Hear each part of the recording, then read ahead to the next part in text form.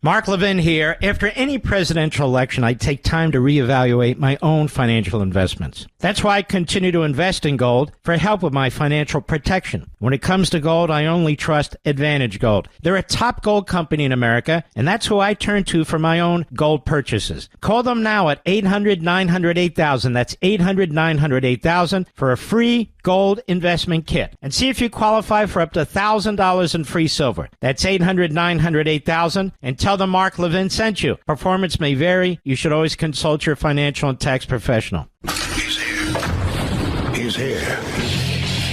Now, broadcasting from the underground command post, deep in the bowels of a hidden bunker, somewhere under the brick and steel of a nondescript building, we've once again made contact with our leader, Mark Levin. You guys remember that great song back in the day, All I Do Is Win, Win, Win? Yeah, that is exactly the theme coming out of this White House. Welcome. It is the Mark Levin Show. Ben Ferguson filling in for the great one tonight.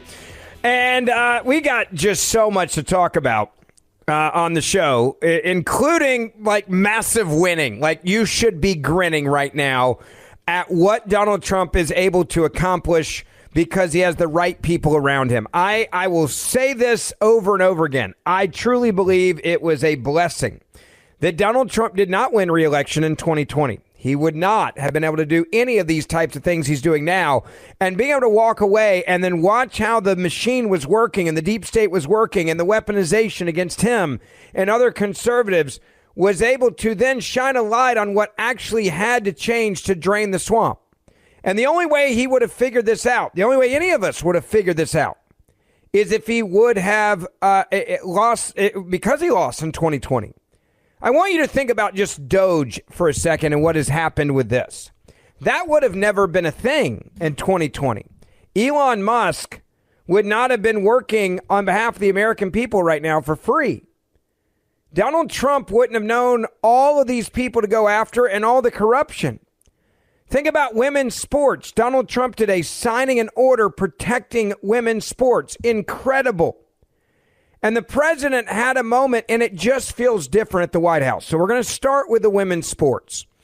This is something that Donald Trump has been talking about for quite some time, that he was going to protect women's sports. It was something that was important to him.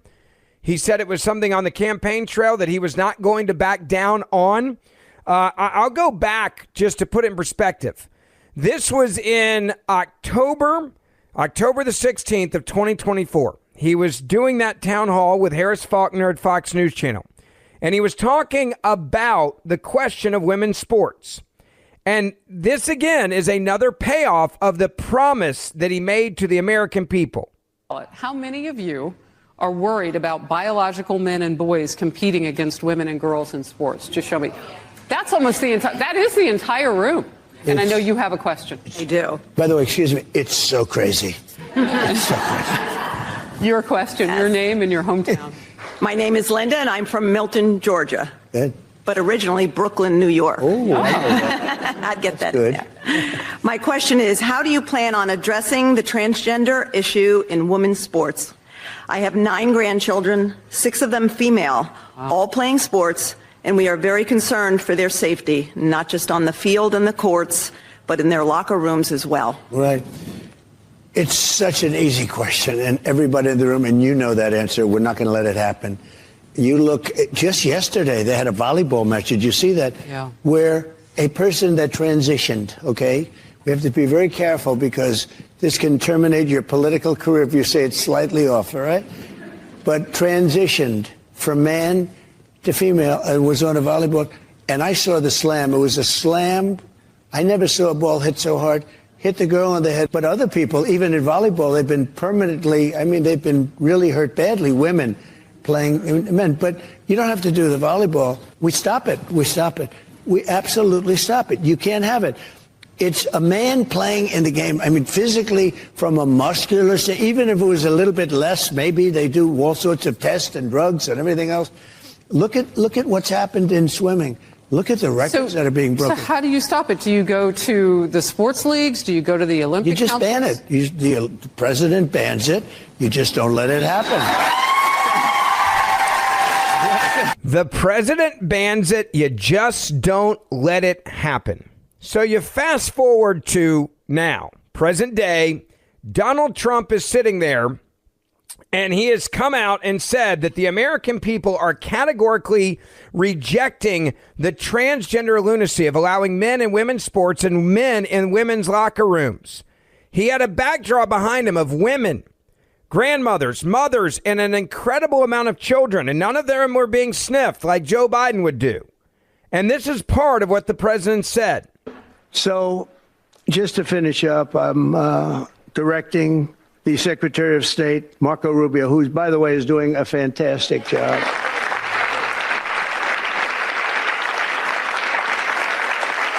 In fact, he just left Panama. We're trying to take back the Panama Canal, little things like that. It'll all happen.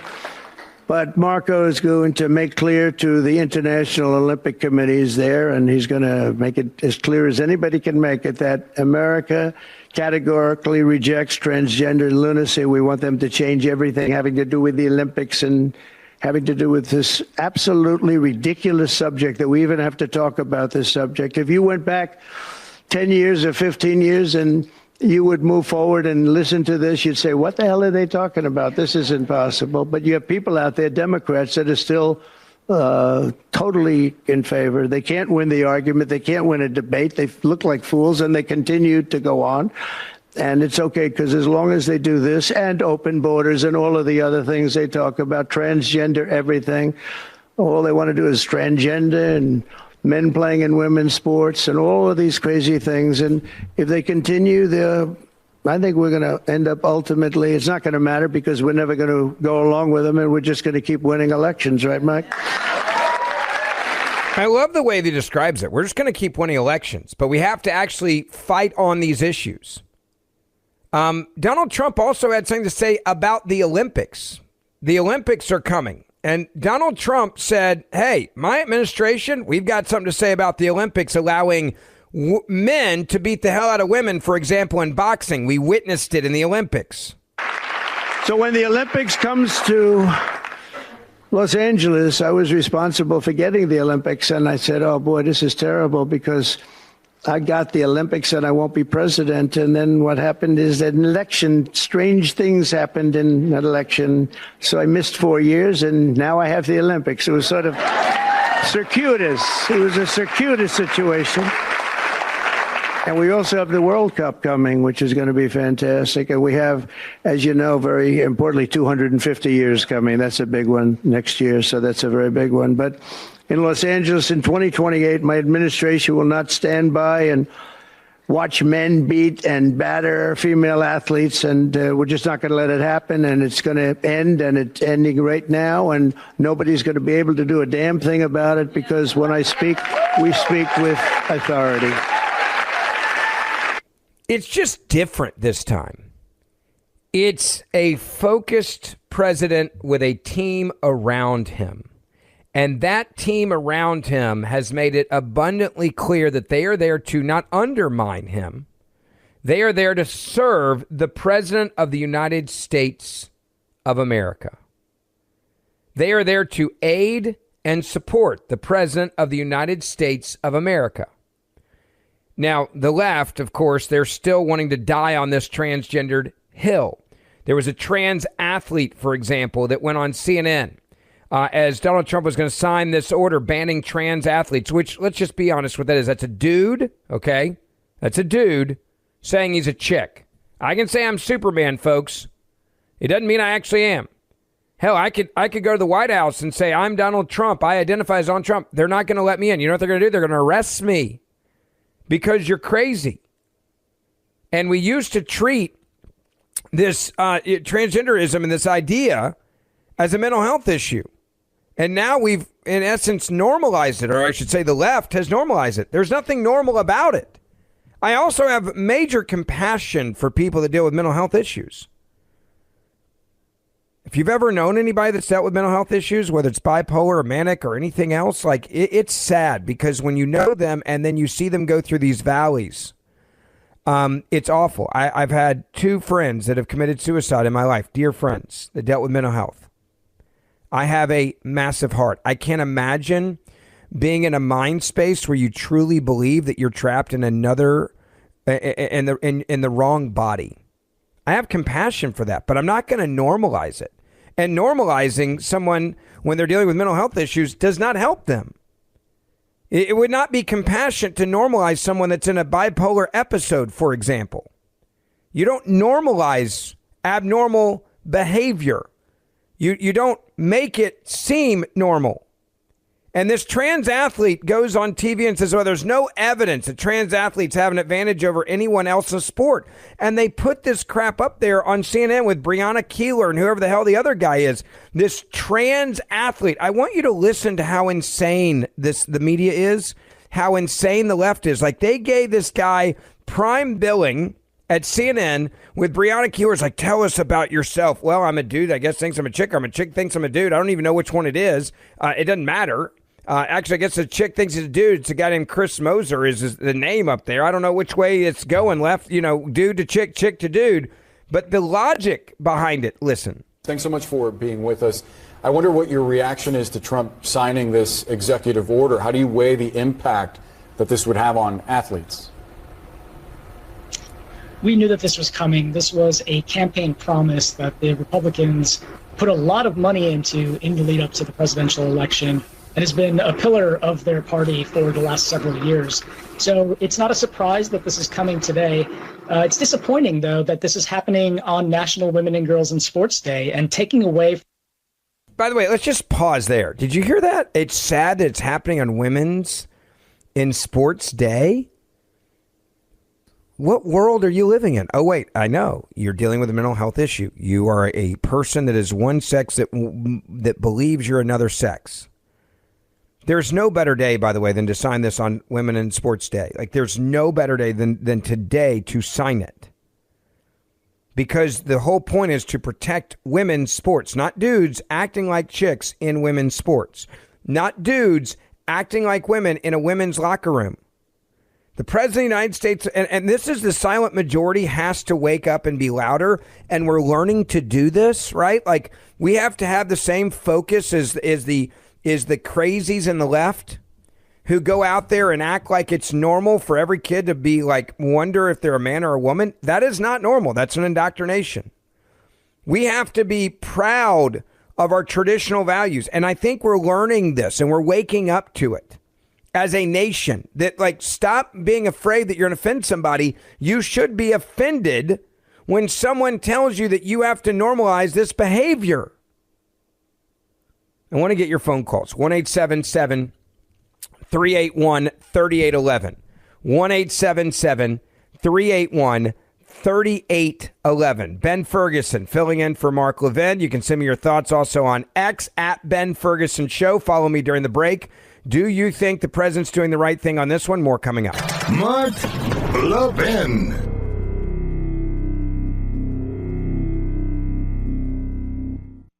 Did you see what the Federal Reserve did literally days after President Trump's victory? It's lowered interest rates by 1/4. Do you know why it did that? It's worried about the economy. It's worried about the fact that jobs aren't being created. We're seeing all kinds of shifts in our portfolios, and it's important to stay aware. That's why I'm urging everyone to diversify and consider gold as one of your financial shields. Now, gold has weathered every kind of economic downturn throughout history. I want you to call Advantage Gold. They're the best of the best, folks. I've dealt with all of them. They're the best. They're my gold company. 1-800-900-8000. Get a free gold investment kit to see how you can get started with gold. I recommend Advantage Gold to anyone who's serious about protecting their wealth, and that's you. Call 800-900-8000 for your free gold investment kit, and you could even qualify for up to $1,000 in free silver. That's 800-900-8000. Call them now. Tell them Mark Levin sent you. You'll be very happy with them. Performance may vary. You should always consult your financial and tax professional.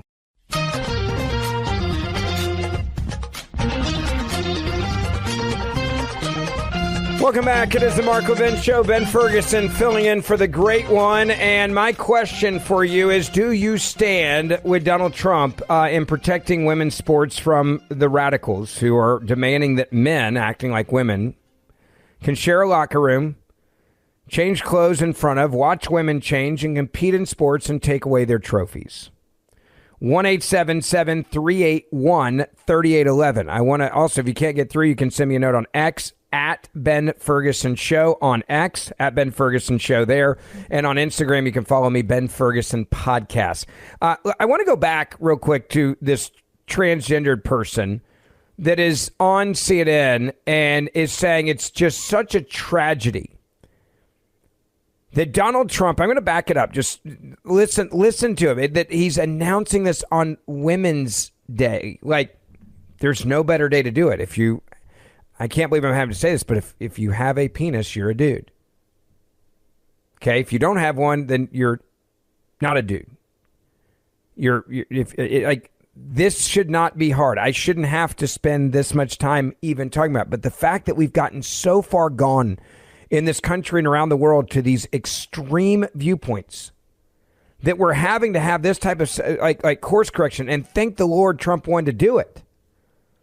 But when you look at this transgender athlete, I just can't believe he's doing it on this day where we honor women. Yeah, because we don't honor dudes with a penis on Women's Day. It's disappointing, though, that this is happening on National Women and Girls in Sports Day and taking away from some of the actual real things that people can do to support women and girls in sports. So when you hear people... By the way, what else can you do that's more important than protecting women's sports and making sure that men don't play in the women's sports category?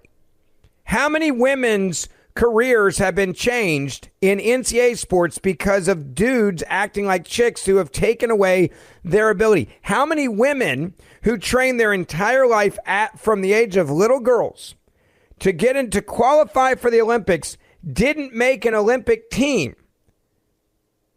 because a dude acting like a chick made the team?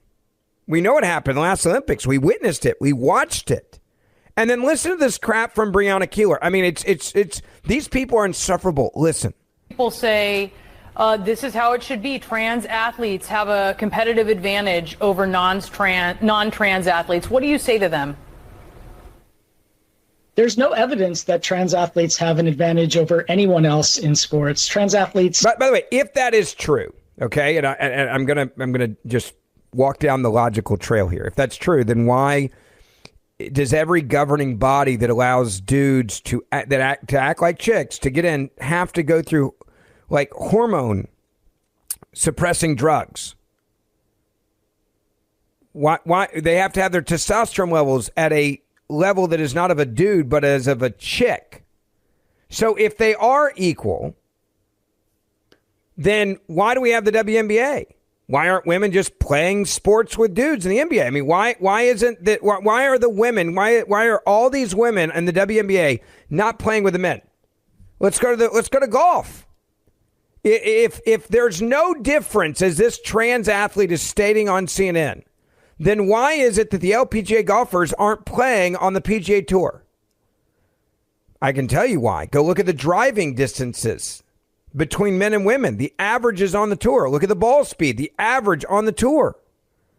Go look at the driving distance in high school and college. Like my son is a very gifted golfer. I played tennis in college. I have 3 boys. I was hoping one of them would play tennis. None of them do. They play golf and they're really good at it.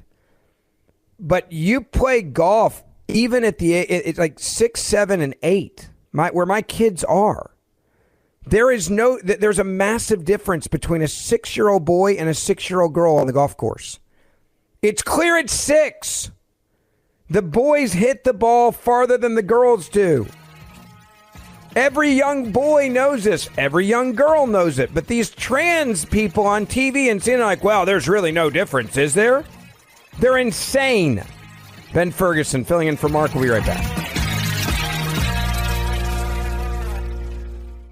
The markets are volatile. They're shooting up wildly only to drop without warning. The Fed just cut rates yet again, this time by a 1/4 point. Why? Because the Federal Reserve is not confident the economy is strong. In fact, last month only 12,000 jobs were created, all of them in the government. That's why I'm telling you again, diversification is crucially important. And diversification with gold is what I do. And the company I use, and I've used many, the best one is Advantage Gold. Call them now at 800-900-8000 for a free gold investment kit to see how gold gold can help you diversify your investments and take advantage now. Now, gold has been helping to protect and grow wealth for people for thousands of years. And in these times, it can be more crucial than ever. When it comes to gold, I trust Advantage Gold. They're one of the top gold companies in America. They're who I turn to when I purchase gold. Call them now, 800-900-8000. Call 800-900-8000 now for a free gold investment kit to see how gold can help you with your investment portfolio, a.k.a. your bank accounts, your paycheck. And when you do, you could qualify for $1,000 in free silver. That's 800-900-8000. Folks, don't wait. Call them now, 800-900-8000, and tell them Mark Levin sent you. Performance may vary. You should always consult your financial and tax professional.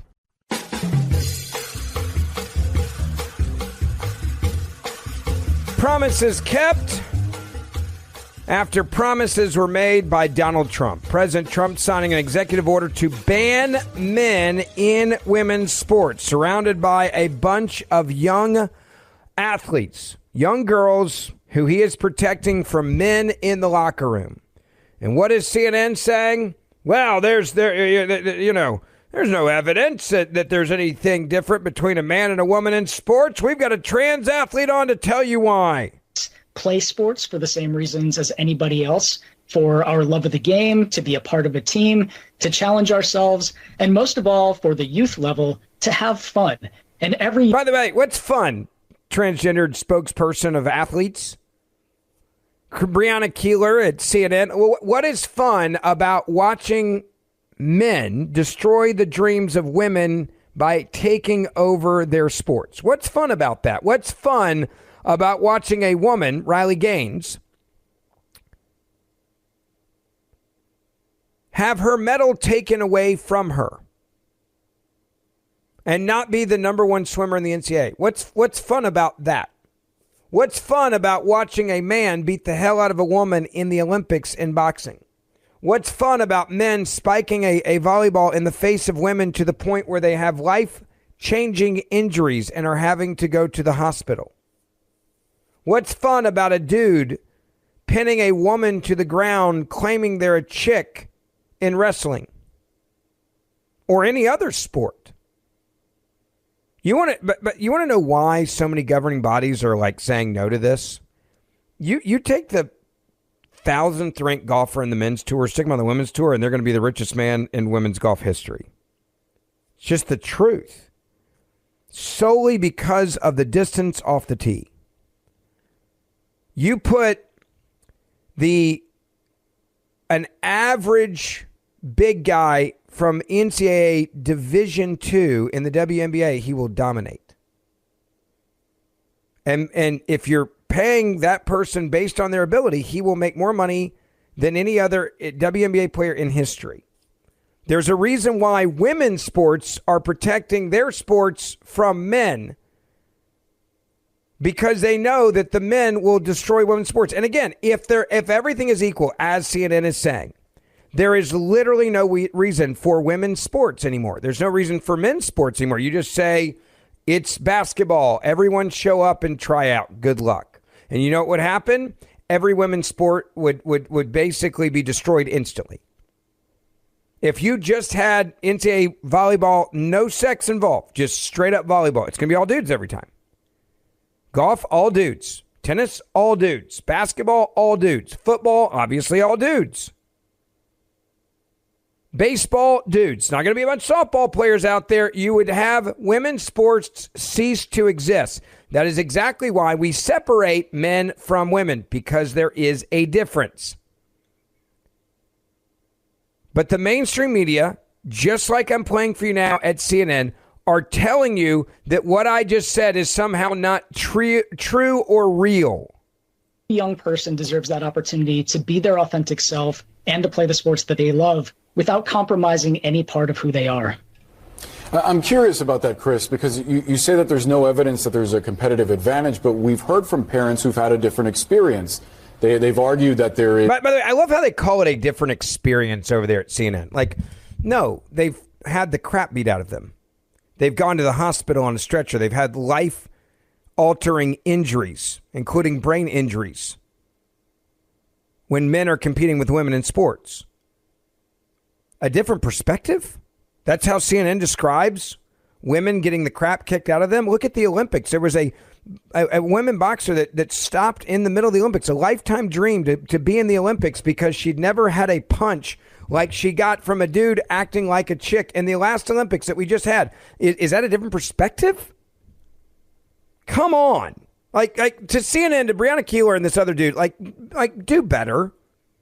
Like Breonna Keeler, like you're a chick that was hired to be a chick on CNN. They didn't hire you to be a dude.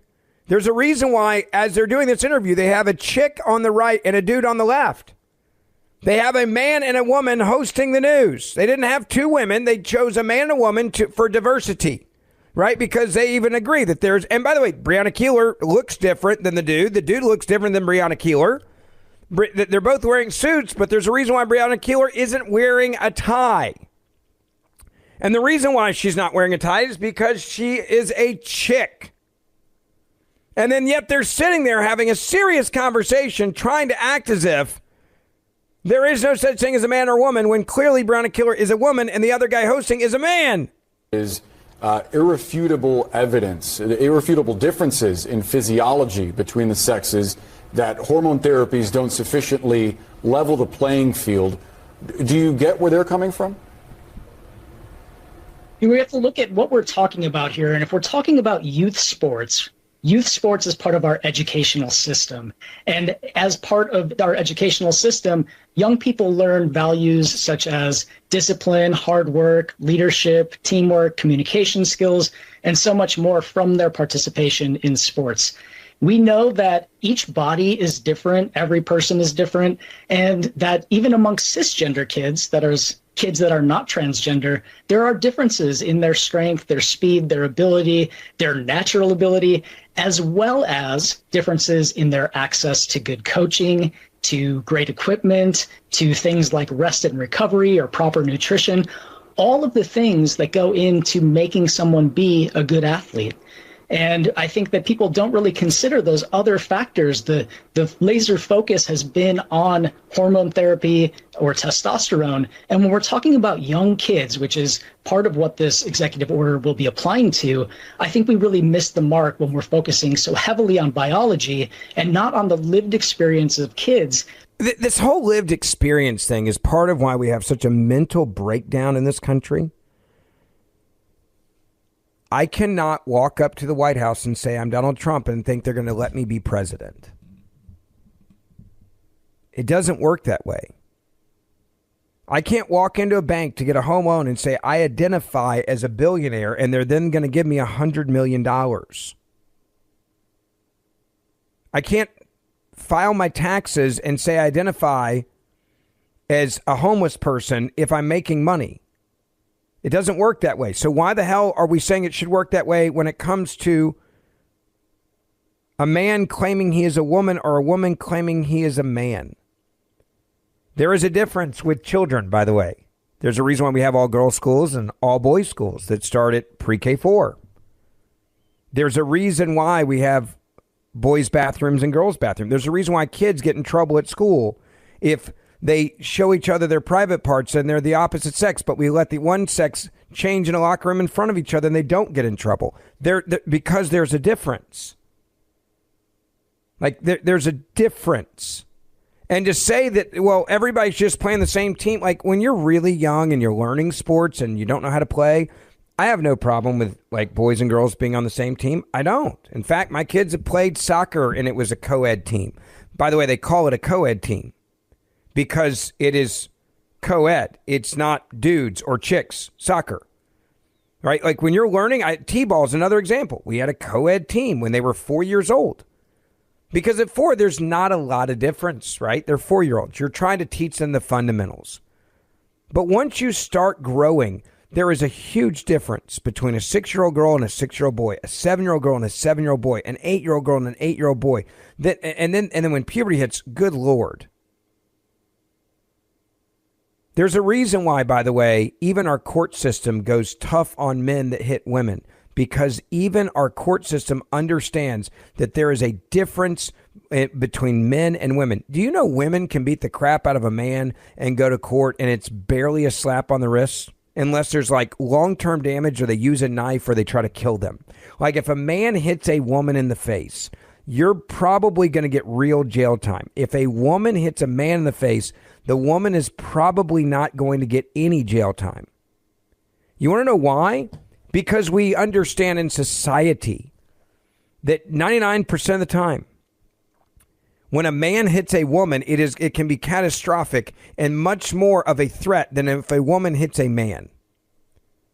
I'm not advocating that women beat men, by the way. But there is a difference. You put a man in front of a judge who hits a woman, and he will be treated 99% of the time differently than if you bring a woman in front of a judge who hit a man. Because we acknowledge that there is a difference in the two. And so I go back to Donald Trump, and I say, thank you. This should wake all of us up, okay? Like all of us up. Every single one of us should now be advocating for sanity. Donald Trump, when he signed this thing at the very end, he asked for all the kids to come around him as he was signing it. I want you to listen to what he said and hear them clamoring around him. Sit down, please. Down. Thank you. Thank you so much. Everybody, thank you. Yep. You know, if you'd like to gather around me, I think I'm going to be okay. Come on. Come on.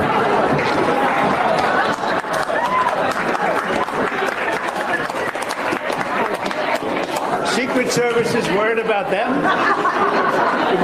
If we have to worry about them, we have big problems. Okay, do you want to have a film? Do you want to do this? Watch what I do, and then I'm going to give you some pens, okay?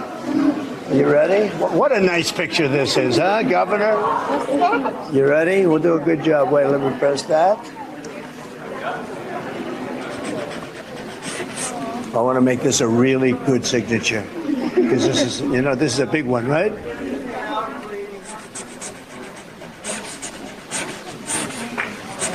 Oh, I think we have a 10. We have a 10. God bless you, Mr. President.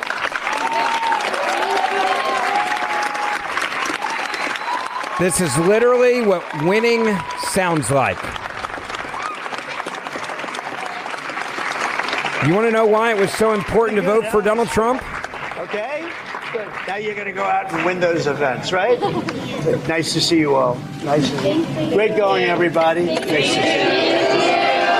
Thank you, kids. Here, take a pen. I love it. Here, he starts handing out every penny he's got to every one of these young female athletes, these children around him. 1-877-381-3811. I want to get your reaction to this. This is a massive day for protecting sanity, protecting women, protecting women's sports. The smiles on these young athletes' faces, these competitors, now knowing they don't have to worry about men infiltrating their locker rooms, having to worry that men are going to be gawking at them while they're changing, taking their college scholarships away from them, taking their spots on their high school teams or their college teams. Like, this shouldn't be this big of a deal. But that's how morally bankrupt we become as a nation under the leftists in charge. And this is a course correction that we desperately, desperately needed. Ben Ferguson filling in for Mark. We'll be right back. Mark Levin.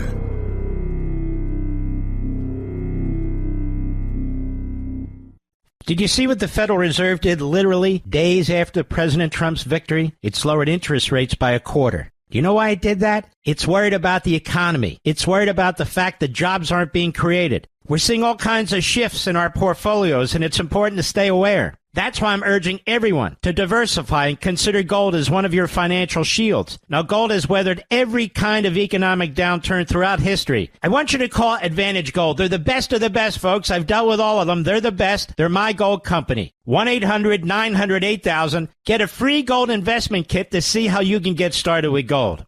I recommend Advantage Gold to anyone who's serious about protecting their wealth, and that's you. Call 800-900-8000 for your free gold investment kit, and you could even qualify for up to $1,000 in free silver. That's 800-900-8000. Call them now. Tell them Mark Levin sent you. You'll be very happy with them. Performance may vary. You should always consult your financial and tax professional.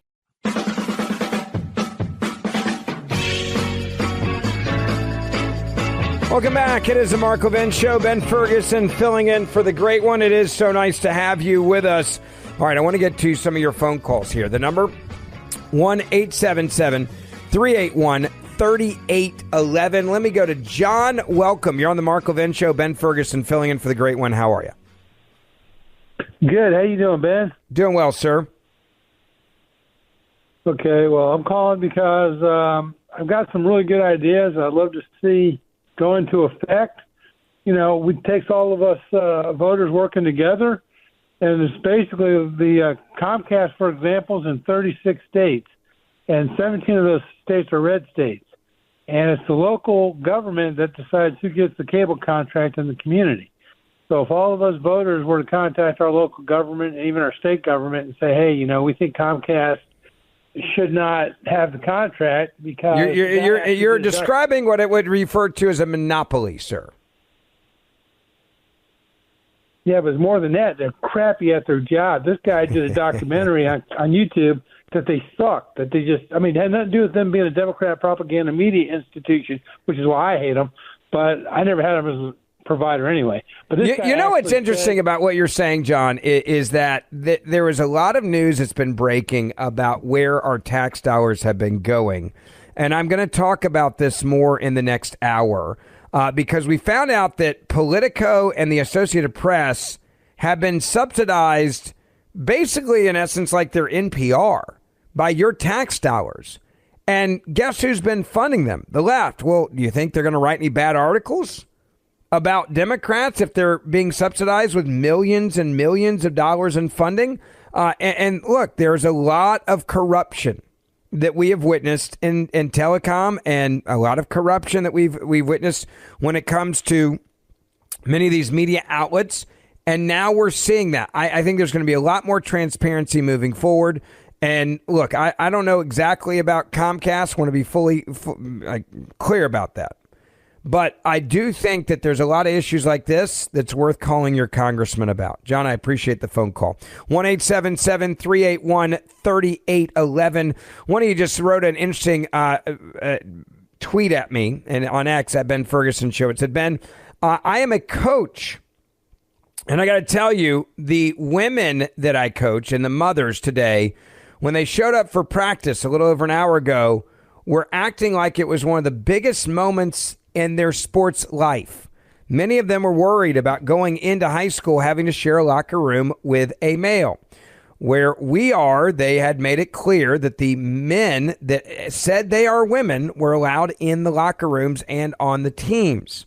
Now that the president has taken away the money and saying we're going to defund anyone that's allowing for men and women's sports in the public schools and sign this executive order, it is a day of relief and excitement for all of the young girls that I coach.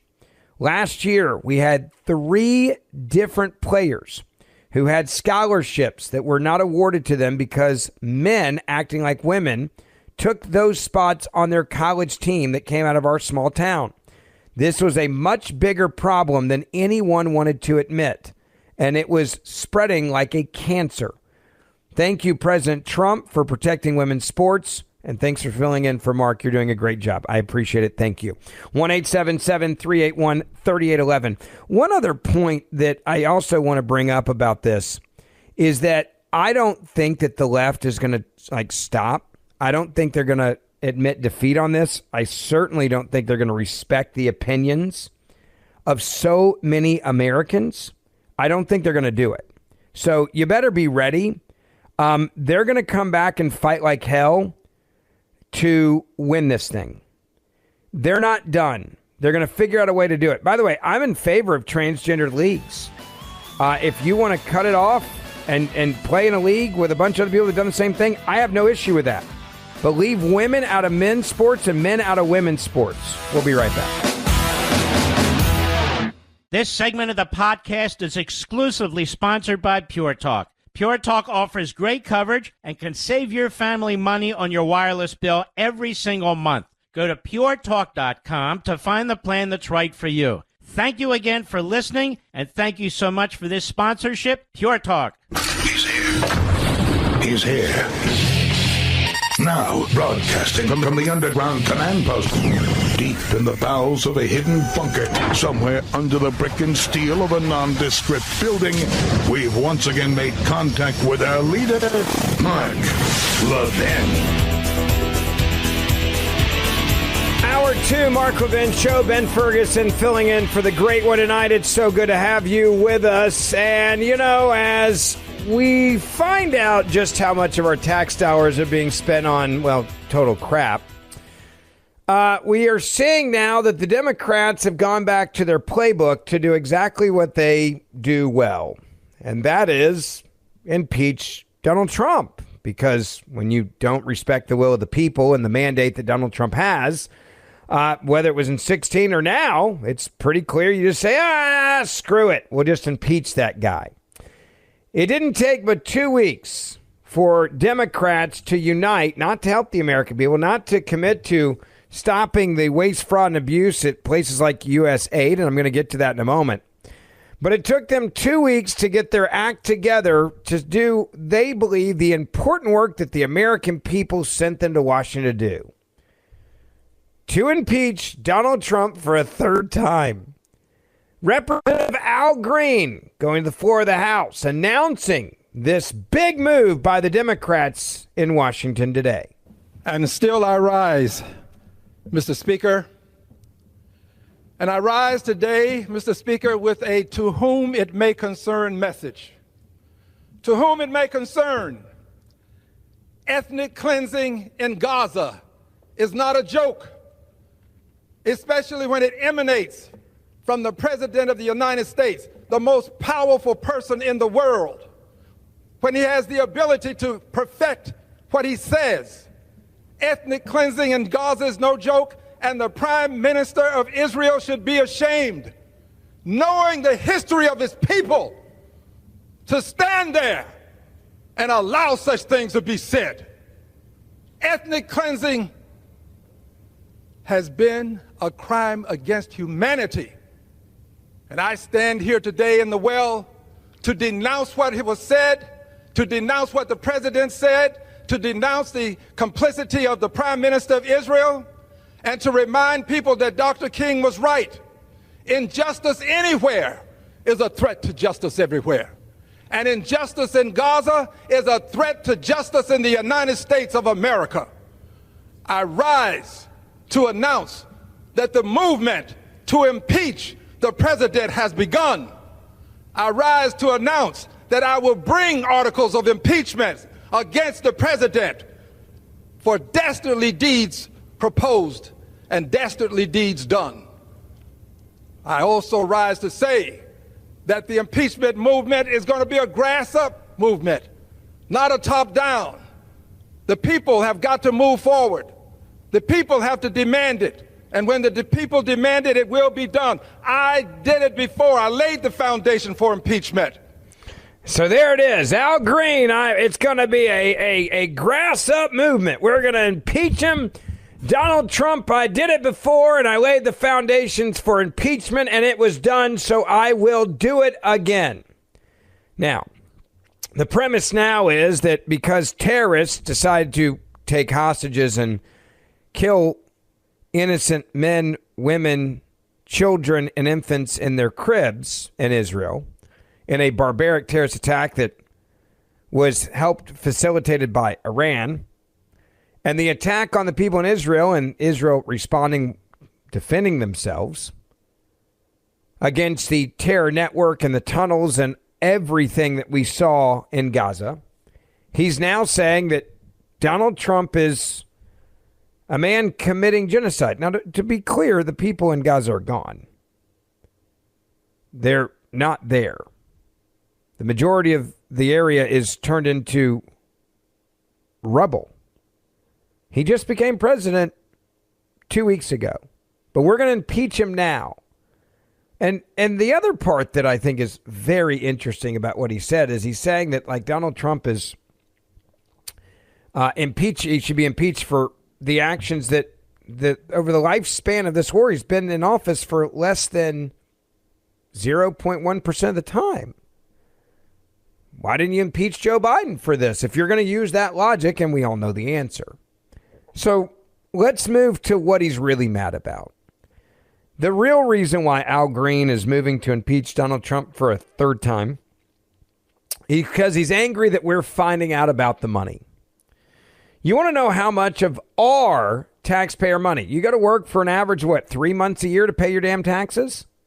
You want to know how much of your taxpayer dollars politicians have given to foreign countries in the last 4 years? And this has nothing to do with the US aid money, all right? Like, this is just overall raw figures, okay? You want to know, there's no one virtually that asks for American money that apparently we don't just give it away. Now, we're trillions in debt. No one seems to give a crap. Donald Trump understands as a businessman that we're going bankrupt as a nation, that our debt that we have to pay just on the interest on the debt is more than our defense budget, for goodness sakes, right now. But you want to know how much money we gave over the last 4 years under Biden and Harris to other countries? I'm going to go through the list real quick. We gave about $300 million to Mexico. The question every taxpayer should be asking, and it shouldn't be a political question. It should just be a question every taxpayer should ask.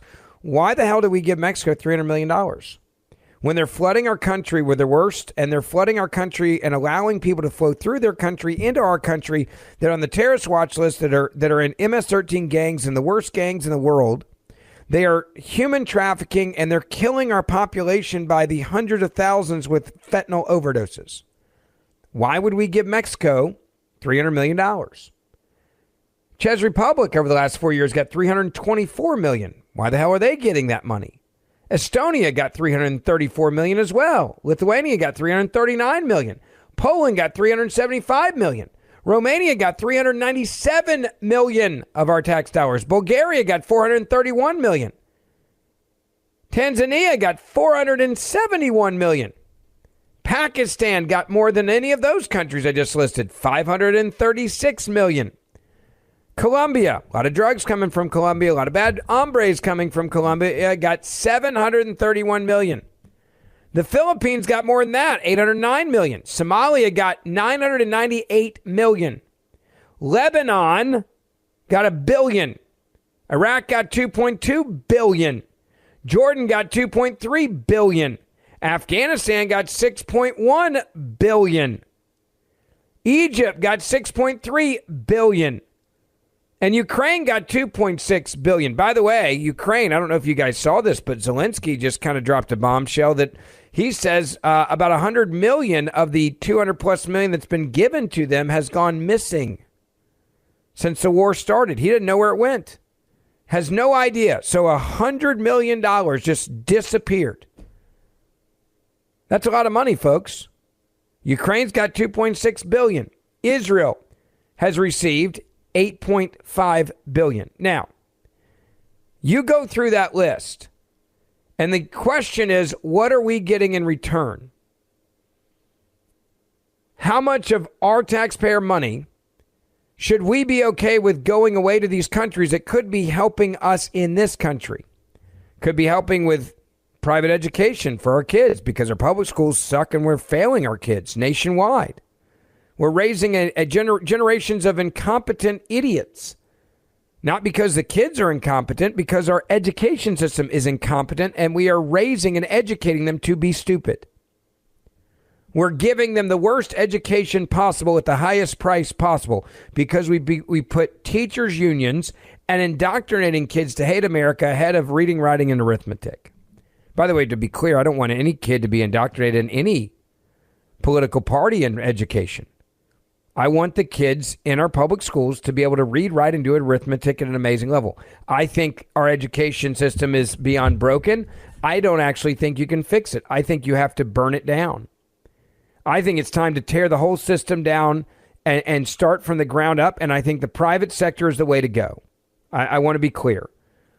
Government, name me one thing that government's really good at. We suck at all of it, folks. And that's part of the reason why Elon Musk and DOGE is doing what they're doing. But you look at all this money that I just mentioned. This is your tax dollars. And then let's go to US Aid, USAID. Some of the most insane things, and there's a lot more still coming out. In fact, some of it may come out while we're doing this show, is spending that money on things that you can't even imagine. The highlight list for you. You ready for this? $2 million for a Moroccan pottery classes. Your tax dollars, and by the way, we don't have $2 million. We're borrowing the $2 million, and then you're paying debt on the $2 million. So the real cost to you could easily be $5, $8, $10 million, depending on how long we take to pay off that $2 million of debt.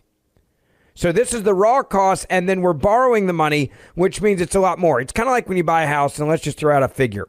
You buy a house for $1 million, and you end up paying like $2 million plus for that house because you add in the interest over the 30 years to borrow the money. You look at giving $2 million to a Moroccan pottery classes. I don't, by the way, believe that actually all the money is going to the Moroccan pottery classes. I think it's being embezzled, just like more than 50% of the money we've given to Ukraine. Now Zelensky's saying we never saw the money. He doesn't know where it is. He doesn't know where it ended up. It's not on the battlefield, right? You want to talk about corruption? We sent $20 million for a damn Sesame Street show in Iraq. $20 million of your tax dollars. Now, I go back to what I said. I don't know how long it's going to take us to pay off the $20 million. But if you go and you look at and you just take I'm just looking at basic debt here, all right? You put $20 million in a interest calculator, and you look at that $20 million, and you do that $20 million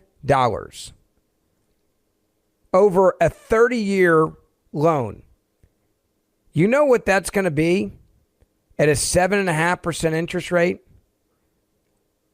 You know what you're going to pay a month on that interest? Over $150,000. Your payment is going to be $181,000 a month to loan the $20 million to a country to make Sesame Street in Iraq. Let that sink in, folks. 1-877-381-3811. Ben Ferguson filling in for Mark Levin. Follow me during the break on Instagram if you're on there, at Ben Ferguson Podcast.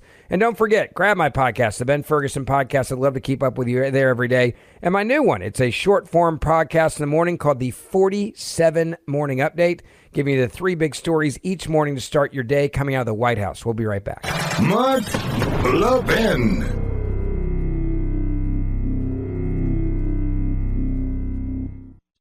This country was founded on freedom. Freedom from a country that forced us to buy overpriced tea, then try blockading us when we dumped their tea into the ocean. How'd that work out? Well, it's time to throw your overpriced big wireless contract overboard, too. You don't need to pay $100 a month per person just to get a free phone. Pure Talk, my cell phone company, says no to inflated prices and gimmicks. With a qualifying plan of just $45 a month, you can choose a free iPhone 14 or a free Samsung Galaxy with qualifying plans. And yes, this is for a premium service. Unlimited talk, text, 25 gigs of data, and mobile hotspot at a fraction of the price of the big 3. All on America's most dependable 5G network. Get your free iPhone 14 or Samsung Galaxy with qualifying plans by visiting puretalk.com/Levin today. Switching is easy. Again, that's puretalk.com/LEVIN to claim your free iPhone or Galaxy with a qualifying purchase from Pure Talk. America's wireless company, my wireless company.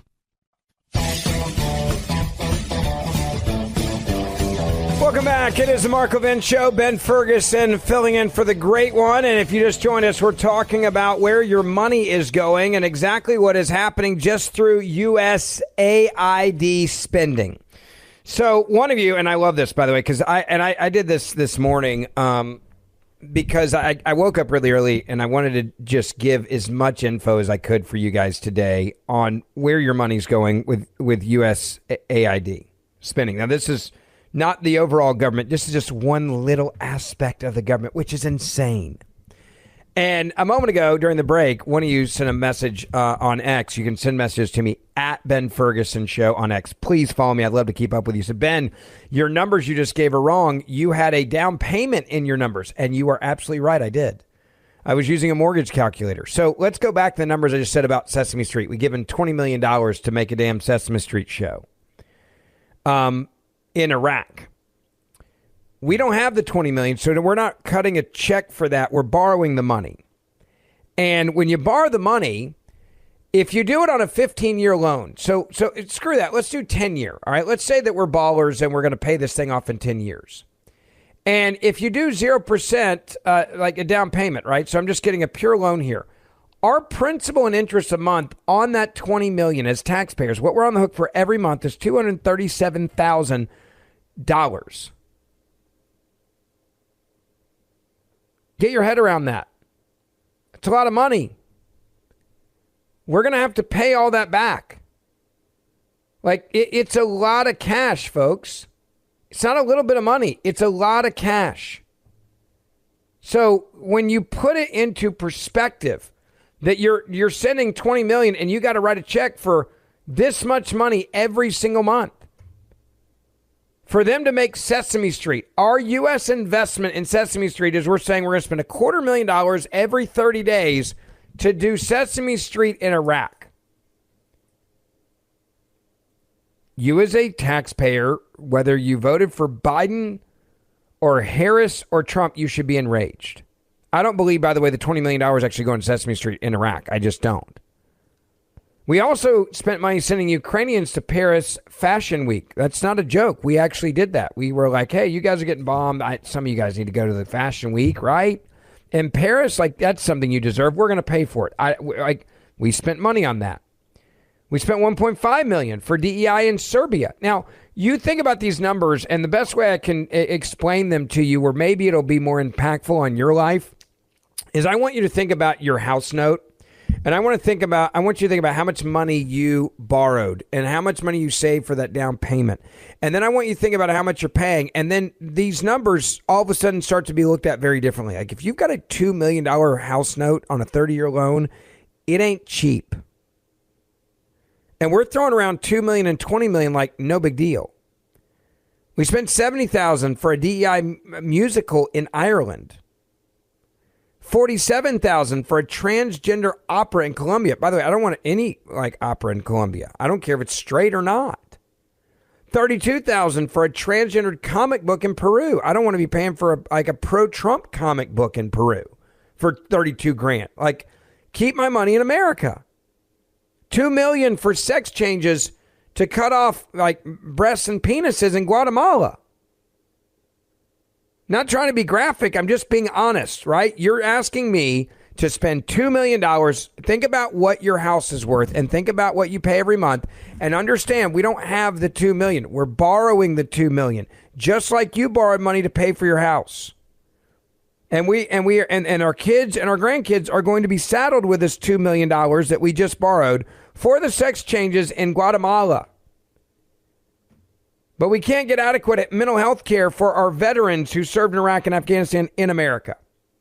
$6 million for tourism in Egypt. Like, with all due respect to Egypt, I'm sure it's a great place. Never been there.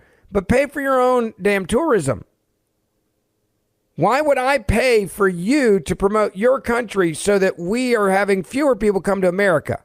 Like, we should be promoting tourism in America that actually brings in tourist dollars and then tax dollars into America. We shouldn't be paying $6 million to tell people to go to see Egypt. By the way, I don't believe that the $6 million actually went to support tourism in Egypt. I think the money's being funneled into the pockets of corrupt Egyptian politicians and their family members.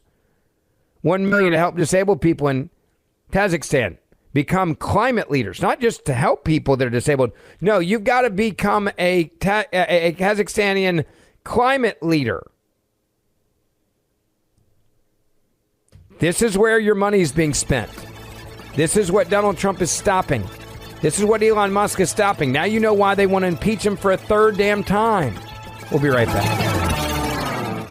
This country was founded on freedom. Freedom from a country that forced us to buy overpriced tea, then try blockading us when we dumped their tea into the ocean. How'd that work out? Well, it's time to throw your overpriced big wireless contract overboard, too. You don't need to pay $100 a month per person just to get a free phone. Pure Talk, my cell phone company, says no to inflated prices and gimmicks. With a qualifying plan of just $45 a month, you can choose a free iPhone 14 or a free Samsung Galaxy with qualifying plans. And yes, this is for a premium service. Unlimited talk, text, 25 gigs of data, and mobile hotspot at a fraction of the price of the big three. All on America's most dependable 5G network. Get your free iPhone 14 or Samsung Galaxy with qualifying plans by visiting puretalk.com/Levin today. Switching is easy. Again, that's puretalk.com/LEVIN to claim your free iPhone or Galaxy with a qualifying purchase from Pure Talk. America's wireless company, my wireless company.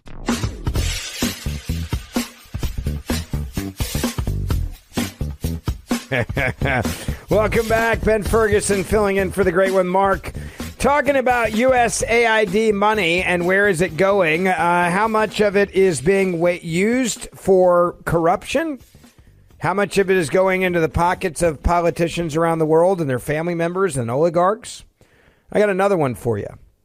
Do you really think it takes $7.9 million to teach Sri Lanka journalists how to avoid binary gendered language? Because that's how much we spent. Now, I have a question, and I want to be clear. I'm asking this sincerely. How many Sri Lanka journalists are there? Can anyone give me that number? I looked for it earlier. I couldn't get an answer. I even asked ChatGPT, whatever the hell it's called. Don't laugh at me, Mr. Producer. I did. I asked. I literally said, how many Sri Lanka journalists are there in the world? This is the answer I got from ChatGPT. Determining the exact number of Sri Lanka journalists worldwide is challenging due to the lack of comprehensive data. The category Sri Lanka journalists page on Wiki lists 143 individuals. That's interesting. So let's go with that number, hypothetically. Well, you know what? Let me read the rest of what ChatGPT said to me. But this is not an exhaustive count. Sri Lanka has a diverse media landscape with approximately 20 daily newspapers, 50 weekly publications, 30 monthly magazines, 50 radio stations, and 20 television stations. Given the extensive presence, it's reasonable to infer that there are several hundred journalists working within Sri Lanka. Okay, so let's just do the math. You got, let's just blow this number out of the water. Let's make Sri Lanka journalism bigger than it is. Let's say it's 250 journalists. You've got 250 journalists, and you divide that by $7.9 million. It's a lot of cash, right? You're spending over $31,000 per journalist to teach them how to avoid binary gendered language. Now that let's think about tutoring hours here. Let's say that this was like the most extensive training ever, one-on-one. So you hire a whole bunch of people to go sit down with the 250 journalists, not in a room, not like put them into subgroups of 10 or 15 or 25, all right, or a conference, right, like normal sane people do. Let's hypothetically say that you hire 250 people to sit down one-on-one to indoctrinate the Sri Lanka journalists how to avoid binary gender language every day like it's a college class for an entire year. $31,000 per student, right, per journalist. That's what we're talking about here. Or is this just straight up money laundering? Going into the pockets of corrupt people in Sri Lanka? You can decide, but this is a question we should be asking. We also spent $4.5 million to combat disinformation in Kazakhstan. Now, a couple things about this. Do American taxpayers give a crap about combating disinformation in Kazakhstan? And what type of disinformation? Like Donald Trump is good, therefore they say that's disinformation? Like, is it propaganda? Is this about exporting American propaganda? Or is this just some way to send $4.5 million to Kazakhstan that can then be taken by the government elite? We spent $1.5 billion for art for inclusion of people with disabilities through USAID. $2 million for sex changes and LGBT activism in Guatemala. Now, there's a lot of men and women in uniform that have served this country that are waiting for surgeries with the VA, and we're going to get VA reforms. There's no doubt about that because of Donald Trump. But in the last year, there are people that I know that are waiting for them to get certain medical clearances and to be cleared certain things like, you know, to get 80% or 70% disability or 90% disability or full disability, who are waiting on things to happen. And in fact, I know someone that waited for 9 months on a back surgery. But we spent $2 million. We sent $2 million that we don't have. I keep going back to that because I think it is important for you to understand. Look at a home loan on a $2 million home. Look at the monthly. I've got the mortgage calculator up. Let's just do it right now while we're live on the air, because this is the best way that I can explain how egregious the spending is. You do a $2 million loan for 10 years at 7.5% interest. Okay, you're talking $25,000 a month for the next decade. $25,123 is what we are looking at paying for the program of sex changes and LGBT activism in Guatemala. I don't believe that the American people are in favor of this. This is why Donald Trump is burning down all the government corruption and saying we are going to shut these programs down. You can't even rehabilitate them because they're nothing more than money laundering schemes for the left. J.D. Vance put out in a tweet, quote, "When Elon and the team started, I was very supportive of DOGE, but thought the waste and fraud would top out at $250 billion. The real amount of money saved will end up being much higher. This after Elon Musk put out a tweet saying fraud in the federal government is closer to 10% of disbursements. So more like $700 billion per year. He says outright waste is at least 15%, so another $1 trillion plus. And he says anyone in government knows this. Which brings me back to the point that I was making a moment ago. You look at what was said by Representative Al Green. He runs down there to the floor of the House and he says, we're going to impeach Donald Trump. The reason why is because their piggy bank is disappearing, folks. I rise to announce that the movement to impeach the president has begun. I rise to announce that I will bring articles of impeachment against the president for dastardly deeds proposed and dastardly deeds done. I also rise to say that the impeachment movement is going to be a grass-up movement, not a top-down. The people have got to move forward. The people have to demand it. And when the people demand it, it will be done. I did it before. I laid the foundation for impeachment. And it was done. Nobody knows more about it than I. And I know that it's time for us to lay the foundation again. On some issues, it is better to stand alone than not stand at all. On this issue, I stand alone, but I stand for justice. I yield back the balance of my time. Al Green calling for Trump's impeachment 2 weeks into his term because this guy's piggy bank is getting decimated. And the reason why Democrats have had so many friends and donors is because they've been taking the government dollars, your tax dollars, and handing them out to everyone.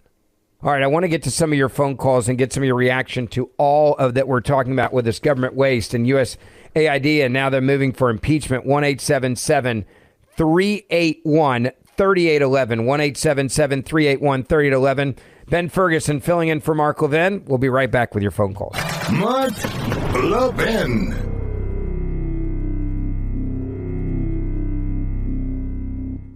This country was founded on freedom. Freedom from a country that forced us to buy overpriced tea, then try blockading us when we dumped their tea into the ocean. How'd that work out? Well, it's time to throw your overpriced big wireless contract overboard, too. You don't need to pay $100 a month per person just to get a free phone. Pure Talk, my cell phone company, says no to inflated prices and gimmicks. With a qualifying plan of just $45 a month, you can choose a free iPhone 14 or a free Samsung Galaxy with qualifying plans. And yes, this is for a premium service. Unlimited talk, text, 25 gigs of data, and mobile hotspot at a fraction of the price of the big three. All on America's most dependable 5G network. Get your free iPhone 14 or Samsung Galaxy with qualifying plans by visiting puretalk.com/Levin today. Switching is easy. Again, that's puretalk.com/LEVIN to claim your free iPhone or Galaxy with a qualifying purchase from Pure Talk. America's wireless company, my wireless company. Welcome back. It is the Mark Levin Show. Ben Ferguson filling in for the great one. And tonight, I got to tell you, you want to talk about dropping the hammer on sanctuary cities. Pam Bondi gets sworn in, and immediately she gets to work. She has ordered the Department of Justice to cut off all federal funding to these cities, and let's just be honest, these are liberal strongholds or liberal cities that are... sanctuary cities. She ordered the Justice Department to freeze all funding to sanctuary cities and has instructed attorneys to begin prosecuting officials who are preventing ICE from doing their jobs. Here's what I'll say. So it begins. This goes back to Donald Trump, right? FAFO, as he put it. I'm just quoting the president here. I'm going to have more on what this means in a moment.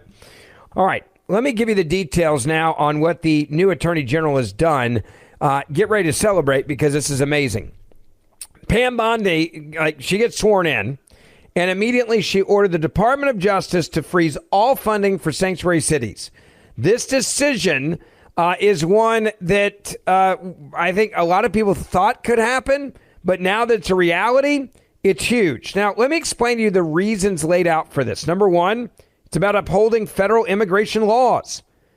She has advocated and argued that withholding funds from sanctuary cities reinforces the importance of adhering to federal immigration laws. The Trump administration believes that cities should not selectively enforce laws and that this action promotes uniformity across jurisdictions nationwide. The other part of this that the Trump administration wants you to understand is this. This is about enhancing public safety. Sanctuary policies inadvertently or on purpose, depending on who you're talking to, protect illegal immigrants, many of them that pose real safety risks to the community. These sanctuary cities encourage illegal immigrants to come there, and they know that they are being protected from the federal laws that they are breaking. This is another huge point. This also is an issue of ensuring equitable distribution of federal funds. Trump has said, and she said, that it is important that federal funds should be allocated to jurisdictions specifically that comply with federal laws. And by freezing this funding to sanctuary cities, now they're saying the resources are directed towards communities that fully cooperate with the federal initiatives, the federal government. So if you're not going to play by the rules, then you don't get the money to give us the middle finger and put people's lives at risk. This is a huge moment for law and order. It's long overdue. And Pam Bondi said, get ready. I'm not screwing around. It's game on. Now, let me also go back to just who Pam Bondi is and what you can expect from her. There was a moment, somebody asked me, and I tweeted this out, and if you're not following me on X, please follow me because this is some of the stuff that I put out there. And I'm going to go back in time to play this because I think it's important that you hear it. Pam Bondi was really going after and directed the Department of Justice not only to pause all federal funding, but she likes to go after the bad guys. And here is a reminder of who is now the Attorney General. All right. This is who she is as a person. These criminals made one very big mistake. They wound up in Polk County. And I'll tell you, it's bad enough in one thing to profit from poisoning others, but it's another when you bring drugs from Mexico into our country, California, Texas, Georgia, and end up in our state and do it with impunity. Because when you're in this country illegally and you're doing things illegally, I want to tell you, and you wind up in Polk County, Grady Judd is going to find you, the DEA is going to help them, and my statewide prosecutors are going to lock you up for as long as we can. And we're going to enjoy it. And each of these defendants are looking at 30 years in Florida State Prison for conspiracy to traffic drugs. That is what Pam Bondi said when she was the AG in Florida. I love that when she's standing there, you hear the sheriff say, and we're going to enjoy it. This is who the cartels are messing with now. This is who the sanctuary cities are messing with now. This is who the human traffickers are messing with now. This is who the NF-13 gang members are messing with now. Like, it's a very different day in America. She also has come out and made it clear that she wants to hold people accountable for crimes they may have committed when it comes to the Epstein list. This is something else that I'm just going to telegraph to you. And I said this morning on my 47 Morning Update podcast. Get ready, because the Epstein client list is going to drop. Pam Bondi, you go back in time. This is what she said about the Epstein client list. Well, we know he was on the plane, not only on the plane a couple times. And by the way, what you're hearing her say right now is referring to Bill Clinton, okay? And so she's saying, we know he was on the plane.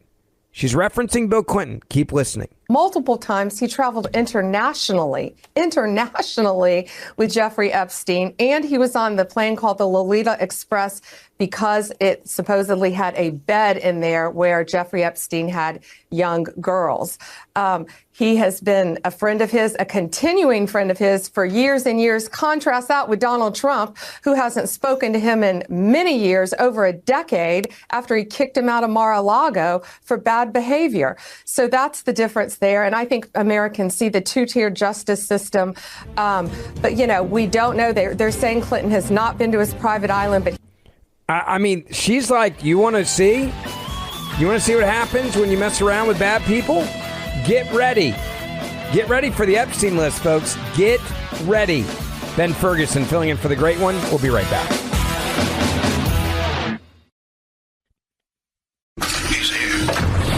He's here. Now, broadcasting from the underground command post, deep in the bowels of a hidden bunker, somewhere under the brick and steel of a nondescript building, we've once again made contact with our leader, Mark Levin. Hour 3, Ben Ferguson filling in for the great one, Mark Levin. It is an honor to be with you tonight as we are talking about winning. It's all about winning. Winning, winning, and winning. Donald Trump getting rid of government waste, fraud, and abuse through US Aid and other programs. We're now also hearing more about the White House's plan for the U.S. involvement in the rebuilding efforts in Gaza. By the way, there's a lot of people asking about, well, should we be doing it? How much is it going to cost? Is that where we want our money to be spent? The White House saying the U.S. involvement in rebuilding efforts does not mean commitment of troops or taxpayer dollars in Gaza. They clarified that earlier. The White House made it clear that the U.S. involvement in rebuilding Gaza does not mean a commitment to send any troops there or using any of your tax dollars for the effort. The White House press secretary, Caroline Levitt, fielded a question from NBC News' senior White House correspondent early in the briefing after Donald Trump said Tuesday that the United States would take over the Gaza Strip. Trump also said his vision included moving Gazans to nearby Arab nations, which Levitt said Wednesday would be, quote unquote, temporary. They also said that Trump's vision could entail boots on the ground and nation building. That is how NBC News framed the question. What did Caroline say in response? Quote, I would reject the premise of your question that this forces the United States to be entangled in conflicts abroad. The president has not committed to putting boots on the ground in Gaza. He has also said that the United States is not going to pay for rebuilding of Gaza. She added that the administration would work with the Middle East allies to reconstruct this region. Levin also emphasized that while it may be an out-of-the-box idea, the American people elected Trump because he thinks outside the box. Quote, and let me just take a step back here because this is an out-of-the-box idea. That's who President Trump is. That's why the American people elected him. And his goal is lasting peace in the Middle East for all people in the region. She added that the American involvement means the president will use his deal-making prowess to strike a deal with our partners in the region. Responding to a follow-up question, she also noted that the president has spoken to leaders in the region about his expectations that particularly Egypt and Jordan will accept Palestinian refugees temporarily so they can rebuild their homes. Trump has been mulling over the plan for a while, she went on to say, including since seeing images of the, pure rubble that is Gaza right now, from Special Envoy to the Middle East and the visit to the region last month, according to the White House press secretary. So the media wanted you to think this was going to be nation building, that we were going to own this, that we were going to be sending troops, that we were going to be paying your tax dollars to actually do all this. The clear report now is that is not the case, and the media is, in fact, lying to you. Now, there's also something else that came out of this. Thune came out, Senator Thune, on meeting with Netanyahu, saying the Democrats' anti-Israel behavior will not deter the U.S. from supporting Israel. That was the message coming from the Senate Majority Leader, and he will meet with the Israeli Prime Minister tomorrow at the U.S. Capitol. He said this meeting, which he hopes is about America and conveying the importance of this U.S.-Israel ties, and also to deepen the peace talks in the region. Thune, in an interview, said ahead of the meeting that he will convey that to Netanyahu that despite Democrats in Congress, including particularly in the U.S. Senate, repeatedly finding themselves on the opposite side of Israel, and that the United States is not with them. The United States stands firmly with Israel. And that's why Donald Trump was elected. Democrats, of course, recently voted in the U.S. Senate to tank a plan to sanction the International Criminal Court, known as the ICC. Israel is the U.S.'s greatest ally in the Middle East, and the Democrats this last year have been very divided in supporting Israel throughout the conflict, is what Thune said to Breitbart News. They seem to find more things like common cause with Hamas and some of these folks in the region that are responsible for the October 7th attack. If you recall this last summer, the last time Prime Minister Netanyahu was in the Capitol, there were a lot of Democrats, including the Vice President Harry, who boycotted his appearance. This time, the Prime Minister's visit follows the Democrats' vote last week to prop an illegitimate court, the ICC, up because Democrats didn't want to defend Israel's sovereignty or American troops who have been targeted by the ICC in the past. So if and when they decide that they want to take real action to protect our allies and prevent future targeting of American citizens, we're here for that, Thune went on to say. But until then, we're going to continue to do everything we can without Democrats to defend our allies and also our nation. I think tomorrow that will be revisited in the meeting with the Prime Minister. Now, President Trump, back in the White House, has made it clear that there are a lot of Middle Eastern leaders from across the region that are hopeful there is a pathway to peace. Donald Trump has said he wants there to be peace. Donald Trump, as we saw it in his first term, through things like the Abraham Accords. This is an individual that doesn't like war. This is a guy who says, I'm also fighting very hard to end the war between Ukraine and Russia. And so when you look at what the president is actually trying to do, I think it's pretty darn clear. There's also something else that was said in this interview.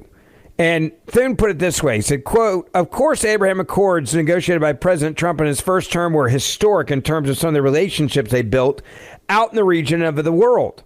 I think my focus in this visit is in being a reliable unwavering partner to and a friend of Israel, something that they did not have clearly in the last administration.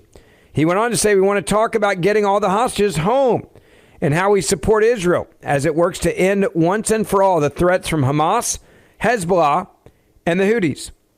He went on to say that Iran and its shadow of terror government in the region is another problem, and we got to make sure that they can't expand. We got to make sure we expand on the historic success of the Abraham Accords to try to create a safer and more prosperous future in that region. So he said this is what they're going to be talking about. Now, to be clear, there's a lot of senators on Thursday that are going to be meeting with Netanyahu. Many of them are also going to have, well, not many, a few that I know personally, are going to be even having one-on-one meetings with Netanyahu. And this is, I think, a very big turning point in America's foreign policy. What we're going to see here and what we're witnessing is when you let Israel hang out to dry the way that the last administration did for 4 years, and then you see what happened on October the 7th, and then you see the Democratic Party still not backing Israel, our most important ally in the region. There is going to have to be something that changes moving forward. There is going to be something that has to change for them to know that, look, A, we trust America again. B, we know you stand with us and not against us, which is what the last administration was doing. And so this is, I think, a clear message to the world from this Trump administration. Do not screw with our ally because we have their back. We are not going to let them be out there by themselves.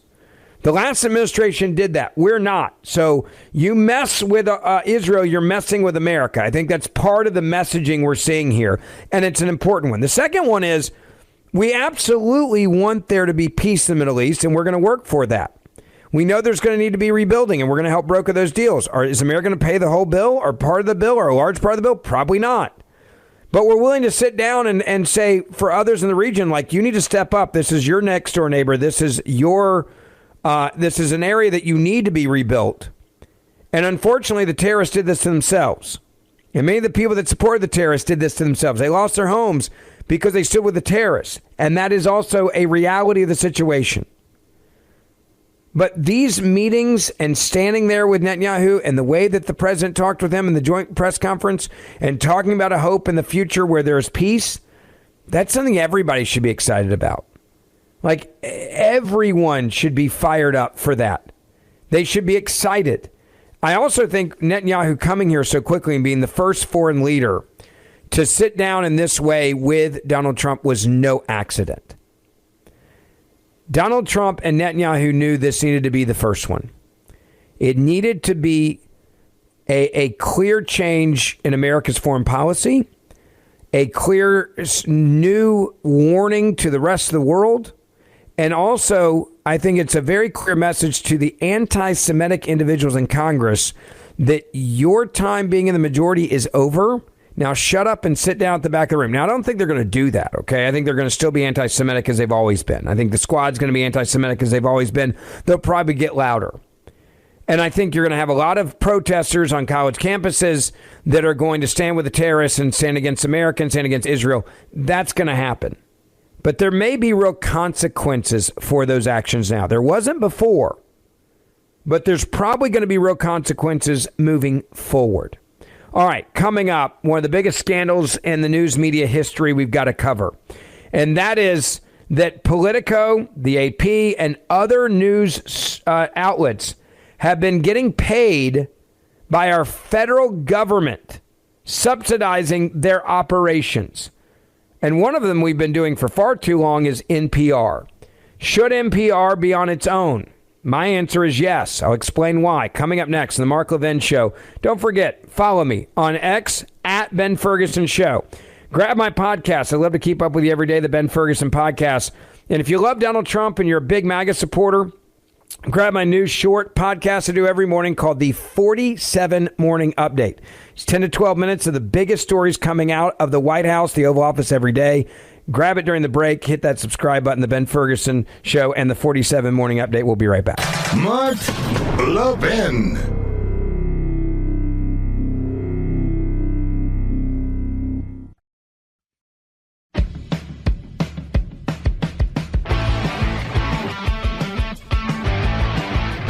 Talking about exposing government waste, fraud, and abuse. That's what Elon Musk and DOGE is doing. But just how corrupt is our government? Well, they've been giving millions of dollars to media organizations outside of NPR that clearly have been writing stories to attack conservatives, the MAGA movement, Donald Trump.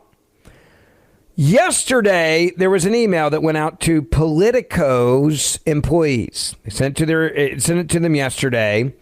And Politico's management blamed the people at Politico not getting paid yesterday on a glitch. Not their government gravy train stopping the flow of the cash coming in. Now, I want to read for you what the email apparently says. It says, Dear team, Goli and I want to address this morning's payroll issues directly due to what we believe was a technical error. Employees did not receive their paychecks as scheduled. We understand the urgency of this matter and sincerely apologize for the inconvenience. Yeah, not getting paid? Yeah, it's an inconvenience, that's for sure. Our team is working diligently with our systems vendors and the bank to identify the root cause and implement a solution as quickly as possible. We will keep you updated as we learn more and work to resolve the problem as quick as possible. Thank you for your patience and understanding. If you have any immediate concerns, please feel free to reach out directly. Now, that's what they said. Whether this is because the gravy train has been turned off or not, I don't know. But here's what I do know. Politico, which is a, quote, legitimate news company, quote unquote, a news company. They're not a nonprofit. They're not an NGO. They're not a government agency, which has spent the last decade destroying Donald Trump, the MAGA movement, anybody associated with him, just trying to, help lock up people and saying that the insurrectionists around, January 6th are the worst people in the world, right? Like all those types of stories. We now have found out that they have been massively subsidized, funded by USAID. Donald Trump and Elon Musk said we're stopping that funding. The question now is, will Politico go out of business because of the amount of money we've been giving them? Now, the total award amount that we're talking about here, and you look at 2024, if I'm reading this correctly on the usspending.gov, there has been a total of at least $8.2 million of your tax dollars going to Politico in the form of 237 transactions. Now, below that, there's another category if you go to usspending.gov. Face value of loans, $0 from 0 transactions. So these are not loans. This is just straight up money that is going to subsidize Politico. $8.2 million of your tax dollars that went to them. I think we can all agree that your tax dollars should not be going to Politico. Now, let's go back to one of the core headlines in Politico that you need to know about to put in perspective what you've been paying for, like the journalism you've been subsidizing. The federal money started pouring into Politico, and it actually increased exponentially after they successfully laundered the deep state CIA election rigging propaganda against Donald Trump. The headline that I want to bring up to prove this is their national security headline that Politico ran. This is what they said, okay? And again, the amount of the federal funds that began pouring into Politico increased exponentially after this story. You ready for it? Hunter Biden's story is Russian disinfo. Dozens of former intel officials say. This is under national security Politico. Then their byline below that reads this way. More than 50 former intelligence officials signed a letter casting doubt on this New York Post story on the former vice president's son. Paraphrasing. So you've got Politico that writes a article that is a lie, and it's a lie that they were willing to sell on behalf of the Democratic Party and the former 50 former intelligence officials who, by the way, have lost their security clearance, and we know they lied to us. And they were willing to tell you the Hunter Biden story was Russian disinfo, and it wasn't real. And then after they write that article, the federal government through USAID is like, oh, hey, Politico, we'd love to send you a bunch of money, like millions of dollars. You guys are doing great work. We want to keep the money flowing in. This is maybe the biggest scandal about the corrupt media that I've ever seen. The only thing worse than political interference is government taxpayer-funded election interference. That is what was paid for to Politico. It was government taxpayer-funded election interference. There was a real story. They knew it was a real story. Politico wrote a story telling you it's not real. It's Russian disinfo. 50 intelligence officers. They just went with it. You know, government saying this is what we need you to write. They're like, we got it. We'll do it. And then the government said, here's your payoff, $8.2 million. Politico then spent years after that attacking conservatives, the MAGA movement, and the money kept going up. So the more they attacked conservatives and the MAGA movement, the more money they were given from the government. There's also something else that was interesting. Politico apparently received, and a lot of this is coming from the website, so I'm just giving it to you. They received $862,000 in change from the National Park Service in a no-compete subscription contract over 4 years. You want to know why Democrats are so anxious over DOGE? Because they were buying the press to attack us. Ben Ferguson filling in. We'll be right back.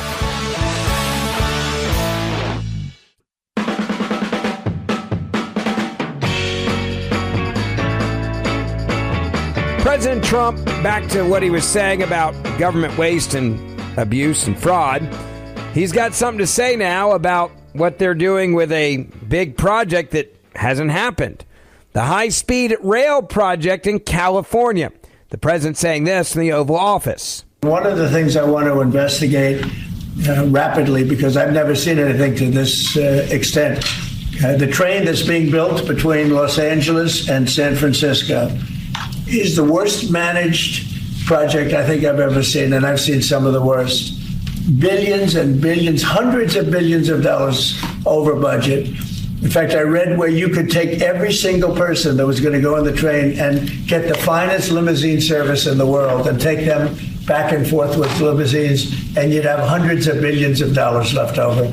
It is the worst thing, and we're going to start an investigation of that because it's not possible. I built for a living, and I built on time, on budget. It's impossible that something could cost that much. And now it's not even going to San Francisco, and it's not going to Los Angeles. They made it much shorter.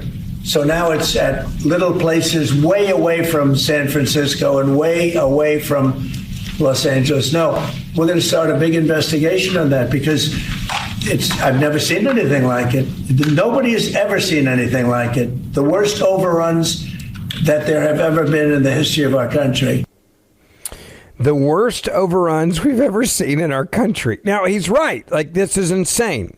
I build for a living. He said I built on time, on budget. It's impossible that something could cost this much. So how much corruption is there? And the headlines in California are very clear. Despite some progress, the state's high-speed rail is $100 billion short and many years from reality. Okay, so if that is the case, what happened to the money? Where did it go? Donald Trump making it clear that this is a problem because our tax dollars continue to go to waste, fraud, and abuse. You look at all of the money that we're finding out where it's going. And I think what we're going to find out is even more corruption. We also been told that there may even be movie stars that were paid by USAID to go around the world. Movie stars, like big money. That is some of that that's coming out right now. Like This is some of the corruption. And you go back to Politico, for example, and the corruption with media and the AP getting money from USAID, subsidizing their attacks on conservatives.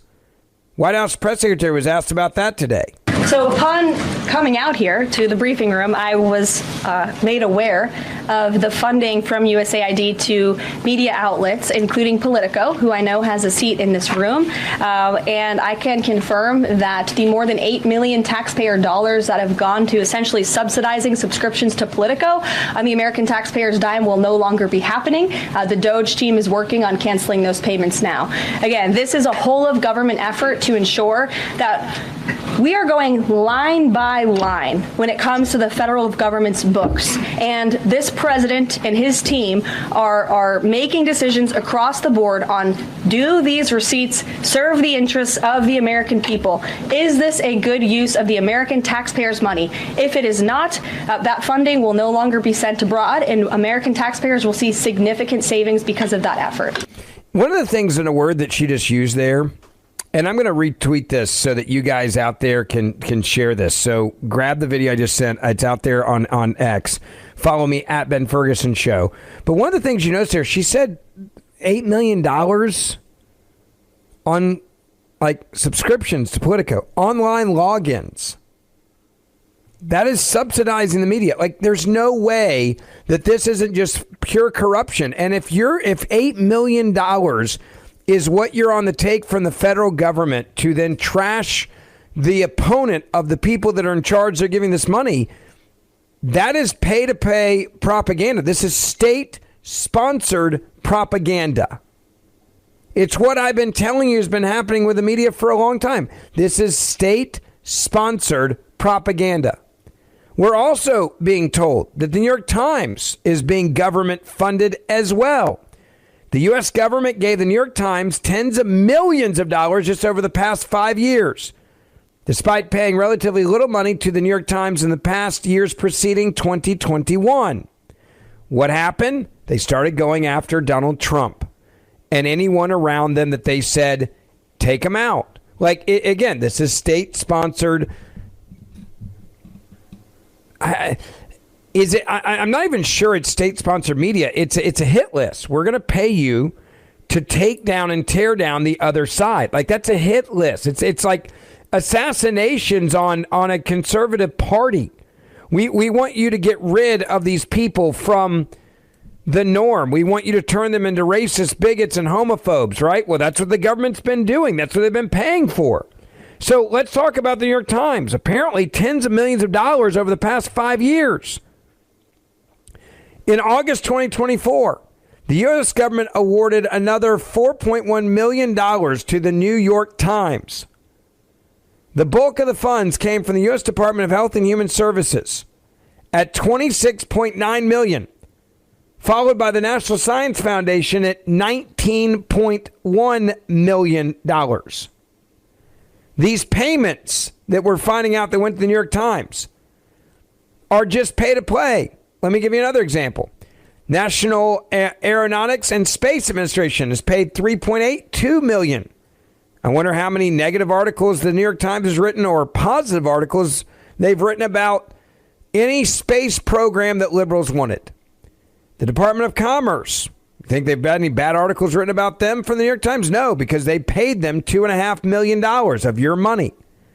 This is 2024. DOD paid $2.34 million to the New York Times. The Department of Treasury, $500,000. The SEC, for goodness sakes, $344,000. The DOJ, more than $250,000.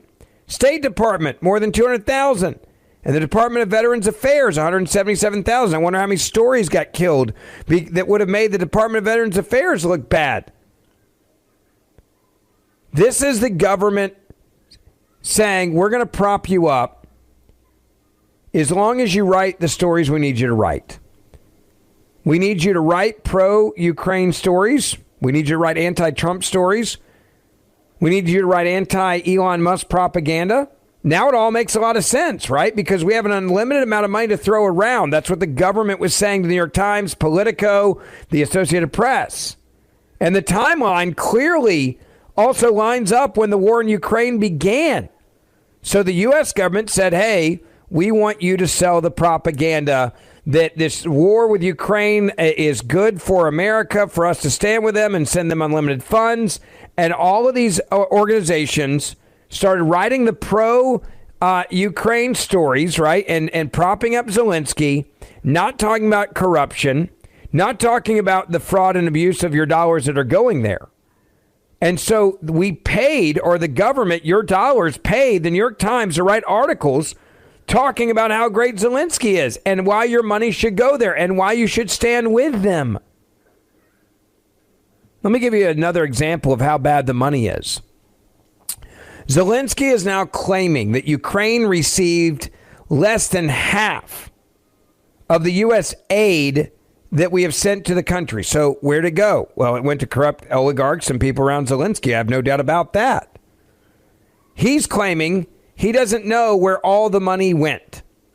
The Ukrainian president has said that his country has only received $78 billion in aid from the United States, despite America authorizing $175 billion to support the war-torn country. So, to be clear, Zelensky's saying, you guys sent us $100 billion and we don't know where it went.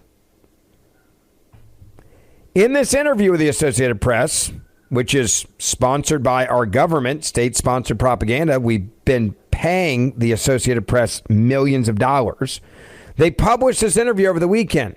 Zelensky says he doesn't know where most of the money the United States allocated under the Biden administration to Ukraine has gone. When I hear, both in the past and even now, from the U.S. that America has provided Ukraine with hundreds of billions as the president of a nation at war, Zelensky said, I can tell you we actually received only about $75 billion, he said. We're talking about tangible things because this aid didn't come as cash, but rather as weapons, which amount to about $70 billion. So we're missing $100 billion. But when it's said that Ukraine received $200 billion, Zelensky says, to support the army during the war, that's not true. I don't know where all that money went, Zelensky admitted. Perhaps it's true on paper with hundreds of different programs, Zelensky said. I won't argue. So he's admitting $100 billion just disappeared. And we're immensely grateful for everything. But in reality, we just received $76 billion, not $200 billion in aid. The Ukrainian leader suggested that perhaps the additional funds went to, quote, humanitarian programs. That's the easiest way to funnel money to his rich oligarch friends. Many of them that are in Warsaw hanging out in five-star hotels. Many of the richest in Ukraine and the government and the oligarchs in Ukraine don't live in Ukraine right now. Their families are in Warsaw in five-star hotels and villas. How are they paying for it? Follow the humanitarian programs is what I would say.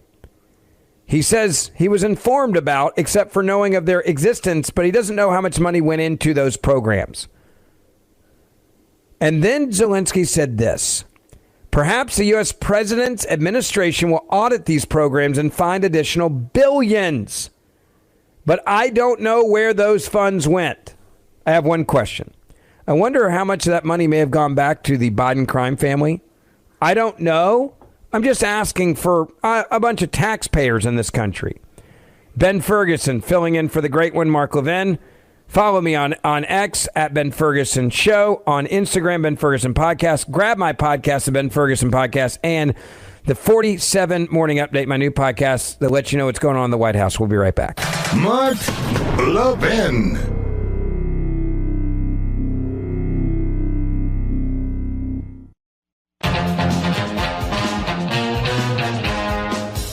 So NBC News breaking the big news earlier tonight that Meta has now agreed to pay Donald Trump. Take a listen. President Trump, we've learned, has signed an agreement with Meta to settle a lawsuit that he filed against the company for suspending his account after the attack on the Capitol on January 6th, 4 years ago. The settlement, we understand, to be $25 million, most of which is going towards his future presidential library. This story first was reported by the Wall Street Journal. Meta says it has no comment on that, but says they can confirm that $22 million number to the Trump library. Garrett Haake is at the White House. Garrett, this is so interesting for a lot of reasons here. And I know you've just confirmed this with some of your sources here. It's our understanding, I think, that President Trump signed this settlement that has to do with Meta and the attack on the Capitol sitting in the Oval Office today.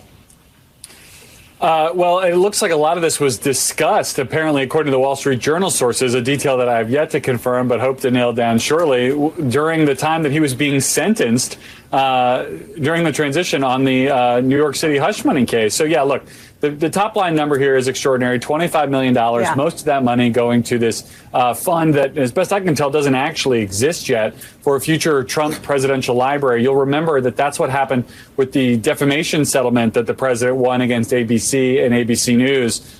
Sort of the start of the funding this library tends to be coming from these lawsuits that the president. By the way, can we just pause and just celebrate the fact that the Trump presidential library is in essence going to be built by the media that lied to him, lied about him, slandered him, and through these lawsuits where he's like, all right, we'll see you in court.